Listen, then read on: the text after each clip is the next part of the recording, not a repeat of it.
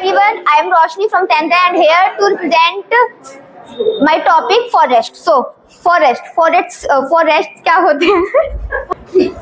जो फ्लोरा और फोना के घर होते हैं वो फॉरेस्ट होते हैं. फर्स्ट, फ्लोरा एंड फोना इन इंडिया. सेकेंड, इनके नेगेटिव फैक्टर्स क्या है हम इसके बारे में भी पढ़ेंगे. और थर्ड, टाइप्स ऑफ और डिस्ट्रीब्यूशन ऑफ फॉरेस्ट.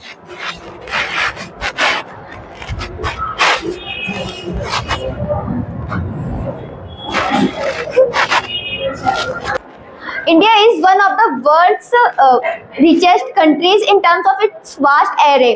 जो इंडिया है वो एक वर्ल्ड रिचेस्ट कंट्री है. यहाँ पर different varieties of forest and wildlife resources पाए जाते हैं. अब हम कुछ स्पीसीज की बात कर लेते हैं. फर्स्ट ऑफ, नॉर्मल स्पीसीज, वो स्पीसीज जो मतलब पॉपुलेशन लेवल पर कंसिडर्ड होती है वो नॉर्मल स्पीसीज होती है. इसके एग्जांपल हैं cattle, sal, pine, rodents and extra. Second, endangered species. These species are in danger of extinction. For example, species are black buck, crocodile, Indian wild ass और बाकी. Third, vulnerable species. These are species whose population has declined. इनकी population मतलब बहुत ही कम तादाद में बची हुई होती है, वो खत्म होने की संभावना उसकी ज्यादा होती है. Fourth, rare species. Species with a small population. ये जो rare species है उनकी जो वो स्मॉल पॉपुलेशन पर कंसिडर्ड होती है.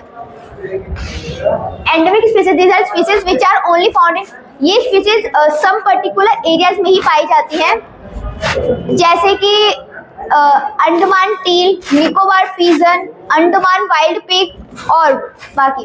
एक्सटिंक्ट स्पीसीज में be extinct from a local area. जो एक्सटिंक्ट स्पीसीज है वो लोकल एरिया में पाई जाती है. लोकल एरिया, रीजन, कंट्री वहीं पर पाई जाती है, जैसे कि Asiatic cheetah, pink head duck.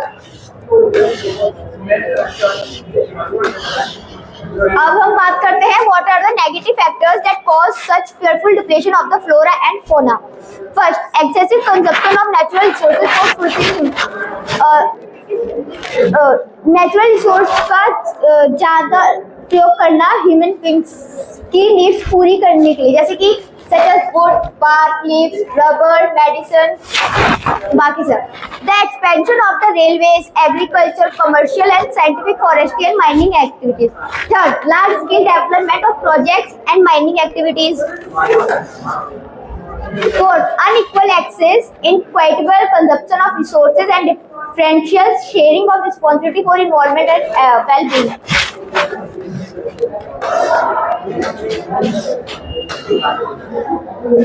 Types and distribution of forest. अब हम टाइप्स और डिस्ट्रीब्यूशन ऑफ फॉरेस्ट पढ़ लेते हैं.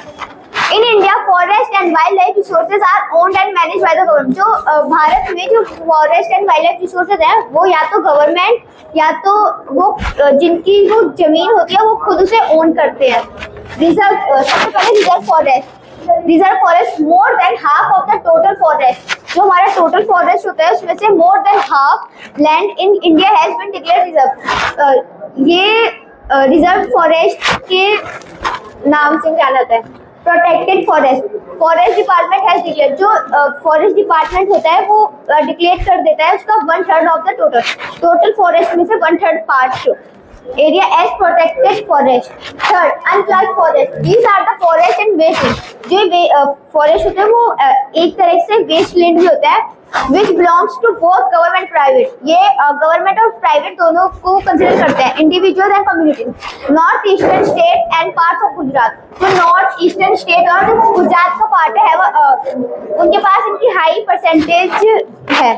Reserve and protected forest are also referred to as permanent. जो रिजर्व और प्रोटेक्टेड फॉरेस्ट है वो परमानेंट फॉरेस्ट से भी रिफर कर दिए जाते हैं, which are maintained for the purpose of producing timber and other forest produce and for protective reasons. Madhya Pradesh है the largest area. जो मध्य प्रदेश है उसके पास लार्जेस्ट एरिया है under permanent forest. Thank you.